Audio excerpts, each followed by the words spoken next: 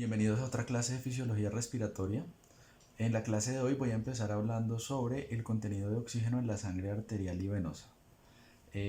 Como se dan cuenta acá, el contenido de oxígeno en la sangre arterial o venosa, he dejado aquí este espacio para indicar que puede ser en cualquiera de esos dos lugares, sangre arterial o sangre venosa, depende de lo que está en los paréntesis.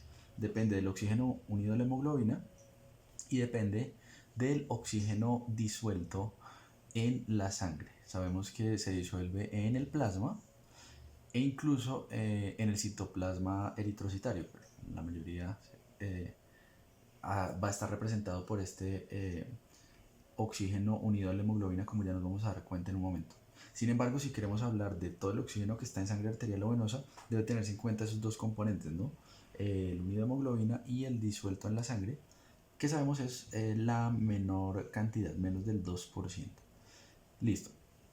Estas van a ser las siglas que utilicemos para hacer referencia al contenido arterial o al contenido venoso de oxígeno, y habrá un pequeño cambio que ya les mostraré entre esos dos volúmenes de sangre, el arterial o el venoso. Entonces, para saber cuál es la cantidad de oxígeno que está unida a la hemoglobina, debemos conocer tres cosas. Primero, el parámetro que en un hemograma, o también llamado cuadro hemático, se reporta como hemoglobina, pero que sabemos es la concentración de hemoglobina en la sangre. Recuerden que ese parámetro está expresado como gramos de hemoglobina en un decilitro de sangre. En el hemograma no aparece reportado, no dice que este decilitro es de sangre, voy a precisarlo aquí, porque es importante para este cálculo. Sabemos que este parámetro nos indica cuántos gramos de hemoglobina se encuentran en un decilitro de sangre. Entonces necesitamos saber cuánta hemoglobina hay en la sangre. Necesitamos saber también algo que se abrevia como VO2. Importante no confundir esta VO2 con un parámetro diferente del que había hablado en otro video, que es la VO2, esa VO2 se denomina captación de oxígeno. Esta VO2, vean que es V labial, hace referencia a la capacidad de unión del oxígeno a la hemoglobina, y la B proviene de la palabra en inglés bind, porque nos está haciendo referencia a cuánto oxígeno puede unirse a una determinada cantidad de hemoglobina. Eso es a lo que nos hace referencia este parámetro. Entonces, cuánto oxígeno se une a una cantidad determinada de hemoglobina se expresa como cuántos mililitros de oxígeno se pueden unir a cada gramo. Sabemos que este gramo es de hemoglobina. Aquí la sigla HB, recuerden que hace referencia a la hemoglobina. Entonces VO2 hace referencia, recuerden, a la capacidad de unión del oxígeno a la hemoglobina expresada como un volumen de oxígeno que se une a una determinada cantidad de hemoglobina, en este caso 1 gramo. Ese VO2 podemos asumirlo como un valor constante, y también se conoce con otro nombre, que es la constante de Hoffman. Entonces esa constante de Hoffman es de 1,39, voy a anotarlo aquí abajo, 1,39 mililitros de oxígeno por cada gramo de hemoglobina. Digamos que este es un valor teórico, es decir, conociendo la masa molecular de la hemoglobina del adulto y sabiendo que cada molécula de hemoglobina del adulto tiene 4 sitios de unión para el oxígeno, que corresponden a cada uno de los 4 hierros que hacen parte del grupo M, que es el sitio al cual se unen las moléculas de oxígeno. Entonces se describió ese valor teórico de 1,39 mililitros de oxígeno por cada gramo de hemoglobina. Sin embargo, hacia los años 70, en algunos estudios se encontró que los valores que se describían in vivo, ya no el valor teórico sino in vivo, o sea ya en la hemoglobina circulando en la sangre, era un poco menor a esto. Y entonces en algunos estudios se decía que era cercano a 1,36, 1,37. La explicación a por qué ese valor in vivo es un poco menor al valor teórico tiene que ver con la presencia en la sangre de algo que llamamos las dishemoglobinas. Voy a escribirlo aquí como DISH. Las dishemoglobinas son formas de hemoglobina que no están en la capacidad de transportar oxígeno, es decir, son hemoglobinas no funcionales, podríamos llamarlas así, porque algo en su estructura está haciendo que pierdan esa capacidad normal de transportar oxígeno de los capilares pulmonares hasta las células, hasta los tejidos, y luego liberar ese oxígeno en los tejidos. Hay varias formas de dishemoglobinas, pero las dos que se encuentran en mayor cantidad, digo mayor cantidad, sin embargo, normalmente, en una situación normal, representan solo un pequeño porcentaje de toda la hemoglobina, que está cercano más o menos al 5%. Esas dishemoglobinas son la metahemoglobina, voy a abrirla como HB, metahemoglobina, y otra que es la carboxihemoglobina.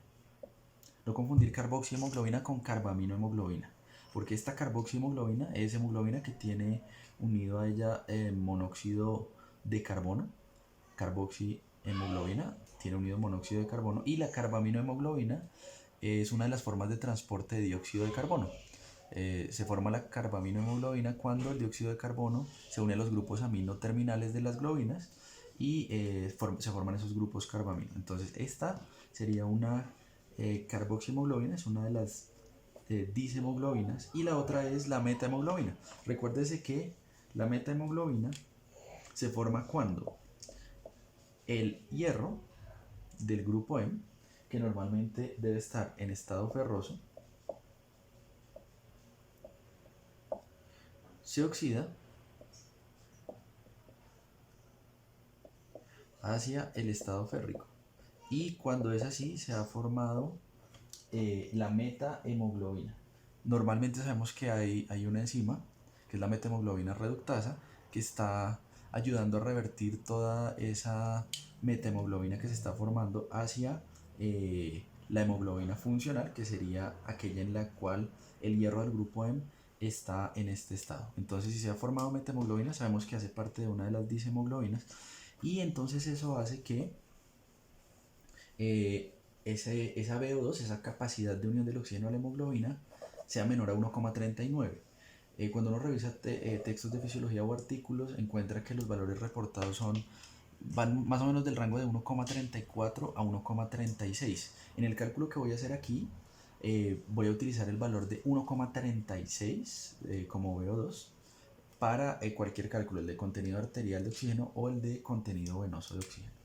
Y finalmente llegamos al tercer parámetro que es necesario conocer si se quiere saber cuánto oxígeno está unido a la hemoglobina, que es lo que llamamos la saturación de oxígeno.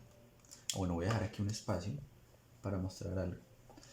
Entonces, saturación de oxígeno. Este pequeño espacio que he dejado aquí es para indicar que podemos hablar de la saturación arterial de oxígeno, la saturación de oxígeno en la sangre arterial. Eso si estamos hablando aquí de el contenido arterial de oxígeno, ¿cierto? Si vamos a hablar de el contenido venoso de oxígeno, entonces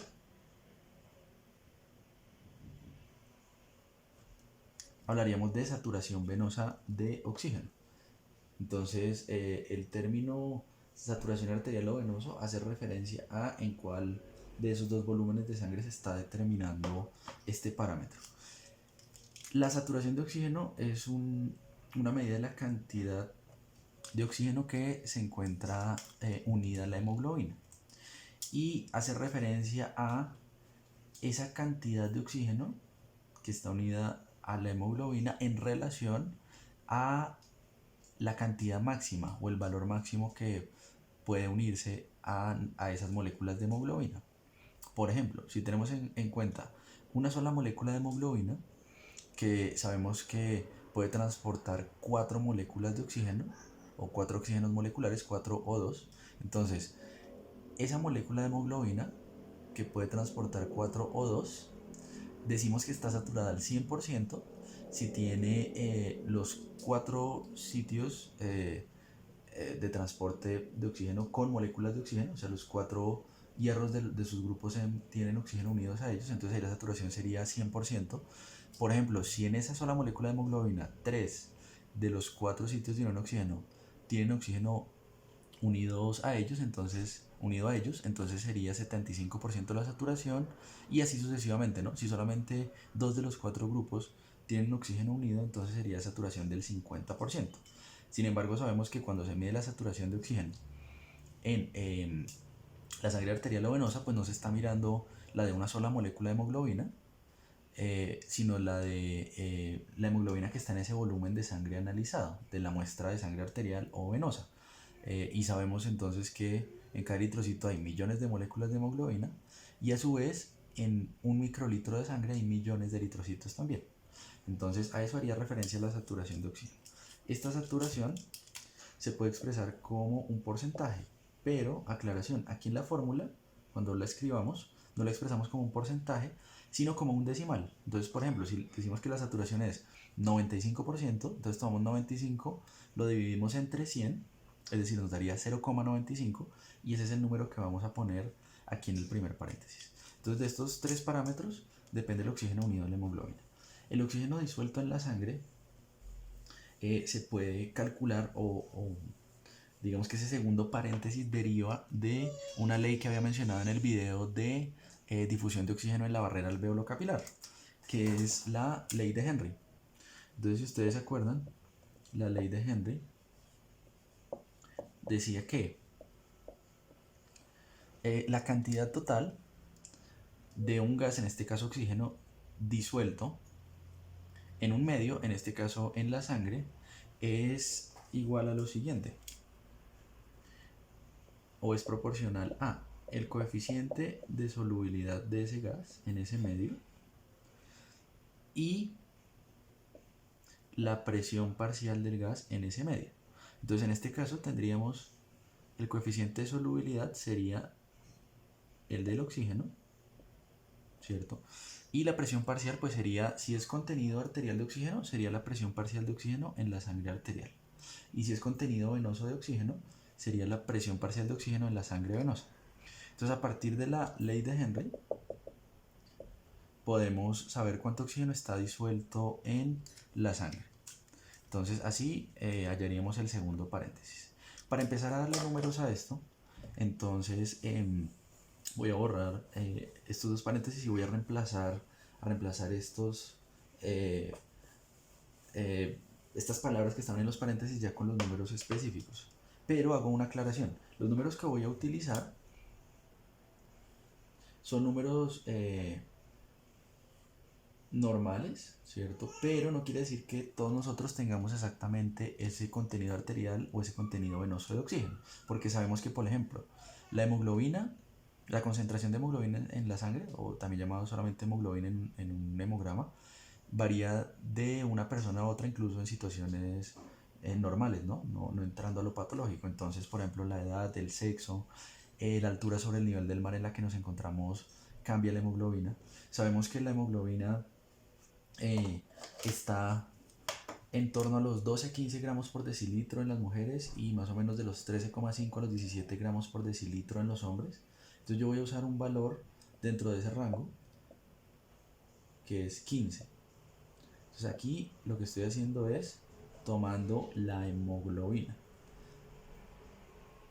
15 gramos por decilitro. La vamos a multiplicar, voy a hacer aquí énfasis abajo que esta es la hemoglobina, la vamos a multiplicar por 1,36, fue el valor que les dije hace un momento que iba a usar en esta fórmula, mililitros de oxígeno por gramo de hemoglobina. Esto es lo que hace un momento llamé VO2, la capacidad de unión del oxígeno a la hemoglobina, y esto a su vez lo multiplicamos por la saturación. A nivel del mar, la saturación arterial de oxígeno, porque estamos calculando ahora el contenido arterial, es cercana al 95 a 97%.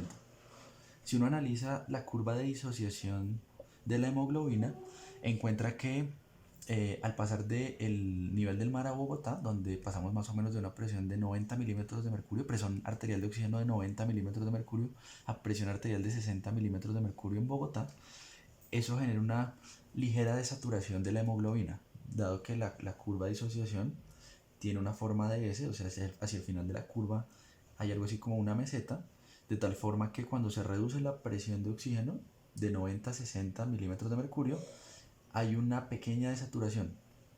por esa forma particular que tiene la curva. Entonces, a nivel del mar, repito, la saturación arterial de oxígeno puede estar entre 95 y 97% en Bogotá, que estamos a 2.600 metros sobre el nivel del mar aproximadamente. La saturación arterial de oxígeno va a estar entre 90 y 92%. Entonces, esto de acá, voy a ponerlo en rojo, es la saturación arterial de oxígeno. Listo, eso quedaría en el primer paréntesis. Bien, importante, cuando se vaya a calcular el contenido venoso, veamos estos dos números iguales y lo que vamos a cambiar es la saturación. Listo. Y aquí vamos a sumar. Voy a escribirlo aquí abajo por cuestión de espacio. Ya sabemos qué significa cada uno de estos valores, qué representa cada uno de estos valores. Aquí abajo vamos a sumar el coeficiente de solubilidad del oxígeno, que recuerden es de aproximadamente 0,03 a temperatura corporal. Se pueden disolver más o menos 0,03 mililitros de oxígeno por cada decilitro de sangre. Voy a precisar aquí que este volumen es de oxígeno, este volumen es de sangre, y por cada milímetro de mercurio de presión parcial. Entonces tomamos este que es el coeficiente de solubilidad del oxígeno y lo multiplicamos, como estamos haciendo el cálculo a nivel del mar. Entonces recuerden que a nivel del mar la presión arterial de oxígeno es cercana a 90 milímetros de mercurio. Entonces este valor de aquí es la presión de oxígeno en la sangre arterial, abreviada como PA minúscula O2, que había hablado de él en la clase de la difusión de oxígeno en la barrera alveolo capilar. Entonces ahí tendríamos el segundo paréntesis. Si hacemos el cálculo, entonces esto nos va a dar, hacemos esta multiplicación y la sumamos a esta otra. Entonces el contenido arterial de oxígeno nos va a dar aproximadamente 20. Y las unidades de atención serían estas. Serían 20 mililitros de oxígeno por cada decilitro de sangre. Entonces esta es la cantidad de oxígeno que hay en la sangre arterial. 20 mililitros de oxígeno por cada decilitro de sangre. 20 mililitros de oxígeno por cada decilitro de sangre. Ese es el contenido arterial de oxígeno. Este es un valor normal para un adulto sano que se encuentra, en este caso, a nivel del mar, ¿cierto? Repito, puede haber pequeñas variaciones dependiendo. Si uno mira la fórmula, entiende que en la medida que varíen especialmente la concentración de hemoglobina en la sangre o la saturación de esa hemoglobina, esos son quizás los principales determinantes del contenido de oxígeno en la sangre. Si cambia la presión de oxígeno en la sangre, también puede que cambie el contenido arterial, pero vean que como uno está multiplicando ese contenido, esa presión, perdón, de oxígeno en la sangre por un coeficiente de solubilidad muy bajo, entonces nos damos cuenta que este segundo paréntesis representa solo una pequeña cantidad del oxígeno que está en la sangre arterial, que es normalmente menos del 2%. Entonces más del 98% del oxígeno se transporta en sangre arterial unido a hemoglobina. Y si ustedes hacen un ejercicio que es dividir el valor que se obtiene de la multiplicación de este primer paréntesis por el valor que se obtiene de la multiplicación de este segundo paréntesis, esto dividido por esto, se darán cuenta que es cerca de 60 a 70 veces mayor la cantidad de oxígeno unido a hemoglobina que el disuelto en la sangre. Como ejercicio propongo hacer este cálculo, pero teniendo en cuenta los valores en Bogotá. Entonces si estuviéramos en Bogotá, aquí reduciríamos la saturación, podemos poner 90, 92%, y en Bogotá sabemos también que la presión parcial de oxígeno en la sangre arterial es cercana a los 60 milímetros de mercurio, que se había calculado en la cascada de presiones del oxígeno. Entonces, si hacen este cálculo nuevamente en Bogotá, se darán cuenta que se reduce un poco el contenido arterial de oxígeno, pero tengan en cuenta algo: cuando una persona se ha aclimatado a la altura de Bogotá, entonces lo que ocurre es que como consecuencia de ese proceso de adaptación a la altura, aumenta la eritropoyesis, y cuando aumenta la eritropoyesis aumenta este valor, la hemoglobina en la sangre. Entonces en Bogotá es probable que este valor sea un poco mayor. O sea, si para esta misma persona que estaba a nivel del mar, si pasa a vivir a Bogotá, se desatura un poco la hemoglobina, o sea, ya no es 97%, sino es 90, 92%, supongamos, pero aumenta seguramente su hemoglobina en sangre. Listo, entonces pueden hacer ese ejercicio de calcular esos valores en Bogotá. Y el contenido venoso de oxígeno se calcularía de la siguiente forma. Entonces voy a escribir aquí V, contenido venoso de oxígeno. Entonces, para calcular el contenido venoso de oxígeno, supongamos que es la misma persona, seguimos usando la misma hemoglobina, la misma capacidad de unión del oxígeno a la hemoglobina, pero ahora vamos a hacer algo. Si es contenido venoso de oxígeno, entonces ahora la saturación que debemos poner aquí es la saturación venosa. La saturación venosa puede cambiar dependiendo de la actividad metabólica. Por ejemplo, cuando aumenta el metabolismo durante el ejercicio, metabolismo del músculo esquelético y del miocardio, cada vez se va a ir reduciendo la saturación de la hemoglobina más en sangre venosa, porque los tejidos están usando más oxígeno. Pero para la situación del reposo, la saturación de la hemoglobina es cercana al 75%. Entonces aquí ponemos ahora 0,75. Y esto sabemos que es saturación venosa de oxígeno, ¿cierto? Ya no arterial, sino saturación venosa de oxígeno. Bien, y la presión que debemos poner en el otro paréntesis ya no es la presión arterial de oxígeno, sino aquí obviamente debemos poner la presión venosa de oxígeno. Y la presión venosa de oxígeno también, como les decía, puede cambiar dependiendo de la actividad metabólica, pero en el adulto que está a nivel del mar es cercana a los 40 milímetros de mercurio. Entonces ahora, si se hace este nuevo cálculo, vamos a encontrar lo siguiente. Si se hace este nuevo cálculo, vamos a encontrar lo siguiente. El valor que da aquí lo podemos aproximar a 15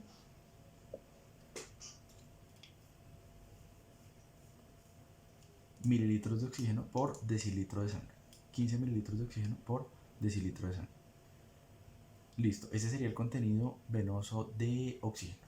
Ahora, en relación a esos dos parámetros, entonces ahora hay un tercer parámetro, que es la diferencia arterio-venosa de oxígeno. Diferencia arterio-venosa de oxígeno. La diferencia arterio-venosa de oxígeno, voy a abreviarla así, diferencia arterio-venosa de oxígeno. Vamos a tomar lo siguiente. Bueno, diferencia arterio-venosa de oxígeno.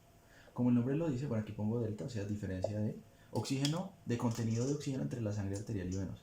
Entonces, para eso tomamos el contenido arterial de oxígeno y le restamos el contenido venoso de oxígeno. Es una fórmula sencilla, es una resta entre el contenido arterial y el venoso. Si hacemos ese cálculo, entonces nos queda 20 mililitros de oxígeno por decilitro de sangre menos 15. Eso nos va a dar una diferencia arteriovenosa de oxígeno de 5 mililitros de oxígeno por cada decilitro de sangre. Vean que esos dos contenidos que acabamos de calcular nos están indicando que en la sangre arterial claramente hay más oxígeno que en la sangre venosa, pero la sangre venosa no carece de oxígeno. Entonces a veces cuando uno dice sangre desoxigenada, haciendo referencia a la sangre venosa, ese término desoxigenado, para alguien que no haya revisado los conceptos de fisiología respiratoria, podría parecer que desoxigenado indica que no hay oxígeno, ¿cierto? Pero sabemos que en la sangre venosa sí hay oxígeno, solo que hay una menor cantidad de oxígeno que en la sangre arterial. Y por lo tanto la diferencia es de 5 mililitros de oxígeno por decilitro de sangre. Listo. Y un cuarto parámetro que también se relaciona con estos que ya he mencionado es la tasa de extracción de oxígeno. Cuando la tasa de extracción de oxígeno se expresa como un porcentaje, entonces podemos entender que hace referencia a cuánto oxígeno están usando los tejidos en relación a todo el oxígeno que les llega. La fórmula para calcular la tasa de extracción de oxígeno es la siguiente. Tomamos el contenido arterial, le restamos el contenido venoso de oxígeno y lo dividimos por el contenido arterial de oxígeno. Si hacemos así la división nos va a quedar un decimal, pero para entender mejor qué significa, podemos multiplicarlo por 100. Si ustedes hacen el ejercicio, se van a dar cuenta de lo siguiente. Toman contenido arterial de oxígeno, 20 mililitros de oxígeno por decilitro de sangre. Le restan el venoso, 15, entonces en el numerador queda 5, dividido entre 20, que es el contenido arterial de oxígeno. Y eso nos va a indicar lo siguiente: la tasa de extracción de oxígeno va a ser de 0,25, multiplicamos por 100, y entonces eso nos indica que la tasa de extracción de oxígeno es 25%. Ese 25% está indicando que todos nuestros órganos están utilizando o están consumiendo el 25% del oxígeno que les llega, o sea, más o menos una cuarta parte. Es decir, otra idea importante: nuestras células no utilizan todo el oxígeno que les llega, porque si no la tasa de extracción sería 100%, ¿no? Y si la tasa de extracción fuera 100%, el contenido venoso de oxígeno sería 0. Entonces, si ustedes hacen el ejercicio en la fórmula, se darán cuenta que si ponen 0 de contenido venoso de oxígeno, la tasa de extracción va a dar 100%, o sea, como si las células estuvieran usando todo el oxígeno. Pero sabemos que normalmente hay algo que podemos llamar la reserva de extracción. La reserva de extracción hace referencia a la diferencia entre 100% y este valor, es decir, la reserva de extracción en este caso sería 75%. Ese 75% nos está indicando lo siguiente: cuando los tejidos aumentan su metabolismo, por ejemplo, cuando hacemos ejercicio, aún les queda un 75% del oxígeno por extraer de la sangre, porque solo están extrayendo el 25%.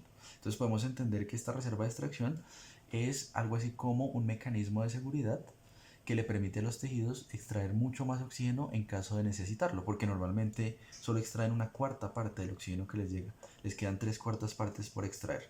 Esta sería la tasa de extracción media de todos nuestros órganos. Aclaración: cuando se analiza por aislado en un órgano o en otro, la tasa de extracción de oxígeno, eso puede variar. Quizá ahí el ejemplo más claro de la variación media de todos los órganos en relación a un órgano particular es el miocardio, porque cuando se analiza esto en el miocardio, se encuentra que la tasa de extracción miocárdica de oxígeno ya no es 25%, sino es cercana a 75%. O sea que la reserva de extracción del miocardio sería 25%, lo opuesto a lo que vemos aquí. Entonces, normalmente el corazón, el miocardio extrae más oxígeno que la media de los órganos, pero esta, repito, es la tasa de extracción de oxígeno promedio de todos nuestros órganos.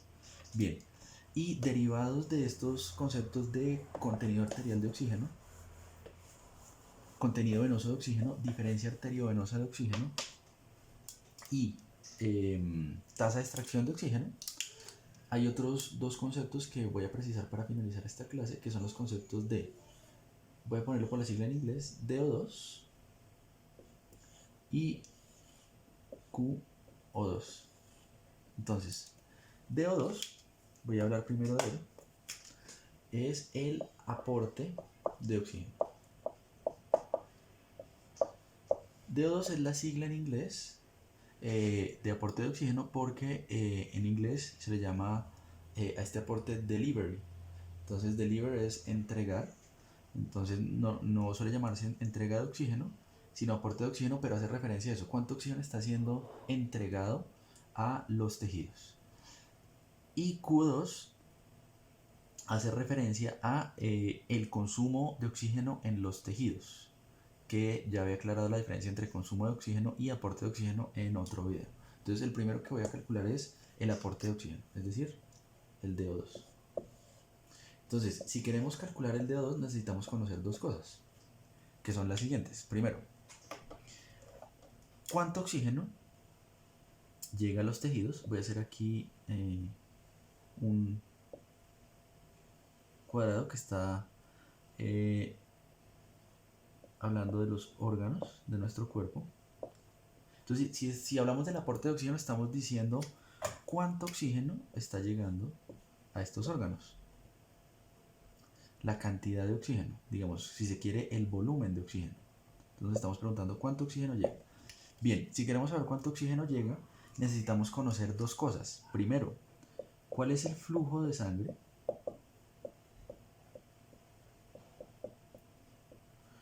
¿Cierto? Entonces, a eso lo llamamos el gasto cardíaco, Q, gasto cardíaco. Y necesitamos saber cuánto oxígeno hay en esa sangre. A ese oxígeno que hay en esa sangre es lo que llamamos el contenido arterial de oxígeno. Entonces, si quiero saber cuánto oxígeno está llegando a este órgano, necesito conocer cuánta sangre llega y cuánto oxígeno hay en la sangre que llega. Es algo así como si quiero saber cuántos pasajeros están llegando a una determinada estación de un metro. Necesito conocer cuántos pasajeros, cuántos trenes están llegando a esa estación en un tiempo específico y cuántos pasajeros vienen en cada tren. Entonces, aquí necesito conocer el flujo de sangre, Q, y a eso lo multiplico por el contenido arterial de oxígeno. Listo. Entonces, si reemplazamos valores, aquí también voy a utilizar un valor de gasto cardíaco promedio para ese adulto de 70 kilogramos y 1,73 metros cuadrados de superficie corporal que está en reposo, pero sabemos también que el gasto cardíaco varía, ¿no? Incluso de una persona a otra dependiendo de su superficie corporal, por ejemplo. Entonces aquí, ese gasto cardíaco en ese adulto que acabo de mencionar es cercano a 5 litros por minuto. Y el contenido arterial de oxígeno ya lo calculamos. Es de 20 mililitros de oxígeno, voy a hacer aquí una aclaración, por decilitro de sangre. Listo. No podemos hacer la multiplicación como está aquí porque tengan en cuenta que estos son litros de sangre. ¿Cierto? El gasto cardíaco son tantos litros de sangre por minuto. Y estos son mililitros de oxígeno en decilitro de sangre. Entonces vean que aquí la sangre está en litros y aquí la sangre está en decilitros. ¿Qué debemos hacer? Pasarla a la misma unidad. O sea, pasamos este volumen a decilitros o pasamos este volumen a litros. Pienso yo que lo más práctico es pasar este volumen que está en litros a decilitros de sangre. Recuerden que un decilitro equivale a 10 decilitros. Por lo tanto, 5 litros por minuto de gasto cardíaco equivalen a 50 decilitros. Entonces ahora sí podemos multiplicar porque vean que aquí ya está decilitros de sangre y aquí ya está la sangre también en decilitros. O sea, los dos volúmenes de sangre están en decilitros, en la misma unidad. Y ahora sí ya podemos hacer la multiplicación. Si hacemos ese ejercicio, entonces aquí el DO2 o aporte de oxígeno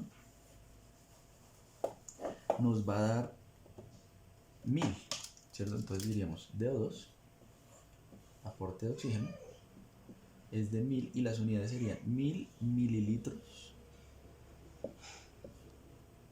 por minuto. Ah, bueno, ¿mililitros de qué? Mililitros de oxígeno. Es un volumen de oxígeno. Si lo pasamos a litros, pues sería 1 litro de oxígeno por minuto. Ese es el volumen de oxígeno. Tengan en cuenta que esto ya no es volumen de sangre, sino de oxígeno que llega a los tejidos por minuto. Aproximadamente 1000 mililitros de oxígeno llegan a los tejidos cada minuto. Se entiende que si el gasto cardíaco aumenta, como ocurre en ejercicio, pues el aporte va a aumentar. En ejercicio, el contenido arterial de oxígeno, si la respuesta al ejercicio es la normal, si nos adaptamos normalmente al ejercicio, el contenido arterial de oxígeno sigue siendo el mismo, 20 mililitros de oxígeno por decilitro de sangre, pero el gasto cardíaco se aumenta en ejercicio.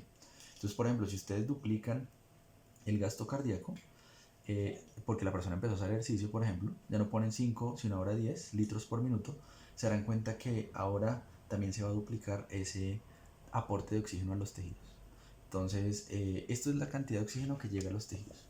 Y finalmente, el QO2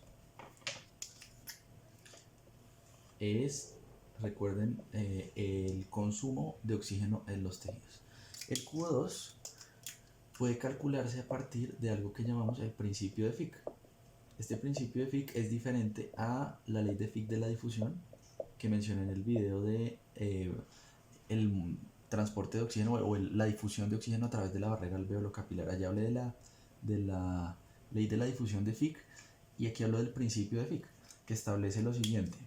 El QO2, normalmente el principio se escribe como VO2, pero yo aquí quiero hacer la diferencia entre VO2, que sería captación de oxígeno, y QO2, que sería consumo de oxígeno. Entonces aquí decimos, si queremos saber cuánto oxígeno están consumiendo los tejidos, necesitamos saber también cuánta sangre les está llegando, o sea, Q otra vez el gasto cardíaco, y aquí voy a hacer otra vez el ejercicio. Supongo que aquí tenemos otra vez a nuestros órganos.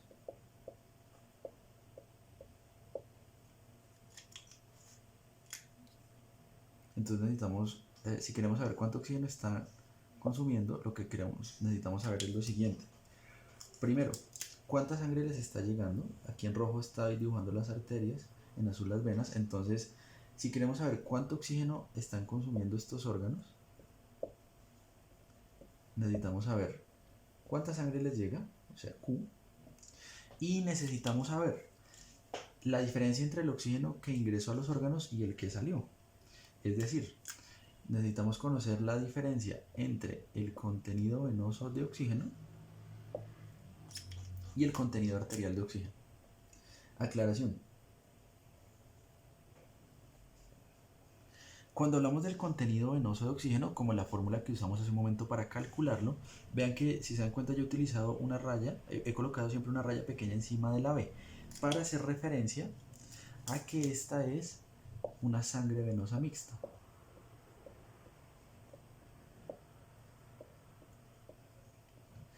¿A qué hace referencia el término sangre venosa mixta? El término sangre venosa mixta hace referencia a sangre que idealmente, para que esa sangre venosa mixta debe haber sido tomada esa muestra a nivel de la arteria pulmonar a través de un catéter denominado así catéter de arteria pulmonar, o también se conoce como catéter de Swan-Ganz. Entonces, a través de ese catéter se puede tomar una muestra de sangre y esa sería sangre venosa mixta. ¿Por qué idealmente debe ser sangre venosa mixta? Para el cálculo del contenido venoso, de la diferencia arteriovenosa de oxígeno o de este consumo de oxígeno a partir del principio de Fick. Recuerden que aquí ahora estamos hablando de el consumo de oxígeno. Porque si uno toma una muestra de sangre en la periferia, por ejemplo en una vena de un miembro superior, la cantidad de oxígeno que hay en esa sangre de esa vena de un miembro superior es representativa del metabolismo local, por ejemplo del metabolismo de los músculos de ese miembro superior y el resto de tejidos que hay allí. Entonces, si queremos calcular el contenido venoso de oxígeno, debemos tomar una muestra de sangre que sea representativa de la sangre que retorna de todos los órganos del cuerpo, es decir, que retorna de las venas cavas, de la vena cava superior, de la inferior y de los senos coronarios, lo cual esa muestra de sangre idealmente debería tomarse a nivel de la arteria pulmonar y eso lo llamaríamos sangre venosa mixta. A veces se puede tomar esa muestra de sangre con un catéter venoso central y esa sangre suele llamarse sangre venosa central. Puede haber una pequeña diferencia entre la sangre venosa central y la sangre venosa mixta, pero idealmente para todos estos cálculos asumimos que estamos utilizando una muestra de sangre venosa mixta, es decir, sangre que proviene de todos los órganos de nuestro cuerpo y que por lo tanto es representativa del metabolismo corporal total, ¿cierto? No del metabolismo local en una sola zona. Porque si nosotros empezamos a hacer ejercicio con un miembro superior y tomamos una muestra de sangre en ese miembro superior, seguramente el contenido venoso de oxígeno en esa sangre va a estar reducido por el metabolismo aumentado en esa zona. Entonces idealmente debe ser sangre venosa mixta. Entonces, para completar la fórmula, es muy parecida a la de aporte de oxígeno, solo que aquí ya no multiplicamos solo por el contenido arterial de oxígeno, sino multiplicamos por la diferencia arteriovenosa de oxígeno. Entonces lo que establece el principio de Fick es que el consumo de oxígeno es el producto de el flujo sanguíneo, en este caso el gasto cardíaco, y la diferencia arteriovenosa de oxígeno. Listo, si le damos valores a eso, entonces aquí otra vez tenemos que hacer lo mismo, y es, recuerden que el gasto cardíaco para este cálculo, para que podamos multiplicar y las unidades sean las mismas en la multiplicación, entonces el gasto cardíaco debemos darlo no en litros por minuto, sino en decilitros. Entonces aquí ponemos 50 decilitros por minuto, el mismo gasto cardíaco de hace un momento. Y recuerden que la diferencia arteriovenosa de oxígeno nos había dado 5 mililitros de oxígeno por decilitro de sangre. Entonces aquí la diferencia arteriovenosa es, aquí preciso otra vez que esto es sangre, el gasto cardíaco es flujo de sangre, y esto es volumen de oxígeno en decilitros de sangre. Entonces vean que la sangre ya queda en decilitros. Podemos multiplicar. Y si multiplicamos 50 por 5, eso nos va a dar 250. Conclusión. El consumo de oxígeno va a ser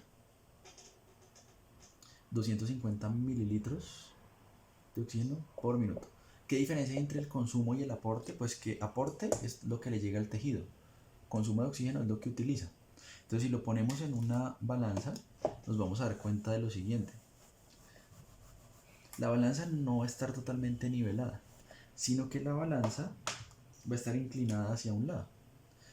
La balanza va a estar inclinada hacia el lado del aporte.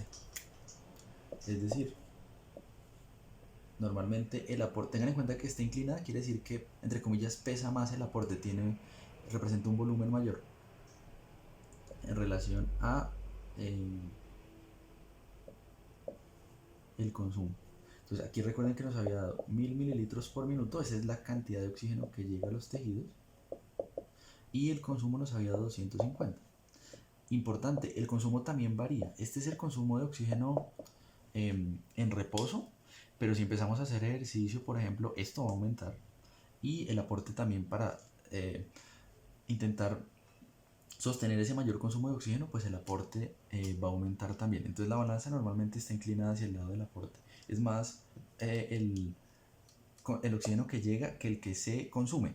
Y finalmente otra forma de ver la tasa de extracción, para entenderla también de manera más sencilla, es derivarla de estos dos valores, ¿no? Entonces si yo tomo, por ejemplo, la tasa de extracción también puede ser entendida así.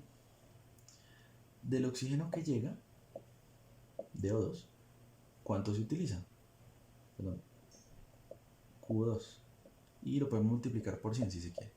Entonces si ustedes hacen el ejercicio, tomaríamos aquí 250 dividido 1000. Eso nos da 0,25. Lo multiplicamos por 100 y nos da el mismo 25% que ya habíamos calculado hace un momento. Entonces aquí también se entiende mejor qué significa ese 25%, ¿no? Ese 25% está diciendo que todo el oxígeno que llega a los tejidos, aporte, se consume o se utiliza el 25%, ¿no? Aquí se ve muy bien en esta forma. Bien, entonces tener en cuenta que estos valores, repito, han sido utilizados como valores promedio. No quiere decir que en todos nosotros sea exactamente lo mismo, sino inclusive en situaciones normales, en reposo o en ejercicio, los valores van a cambiar, ¿no? En reposo dependiendo de concentración de hemoglobina, de la altura sobre el nivel del mar en la que estemos, y en ejercicio especialmente depende ese cambio del mayor flujo de sangre que se presenta para los órganos, ¿no? El mayor gasto cardíaco. Bien, recuerden que las referencias bibliográficas de esta clase se encuentran en la descripción del video. Gracias por haber visto el video y nos encontramos en una próxima clase.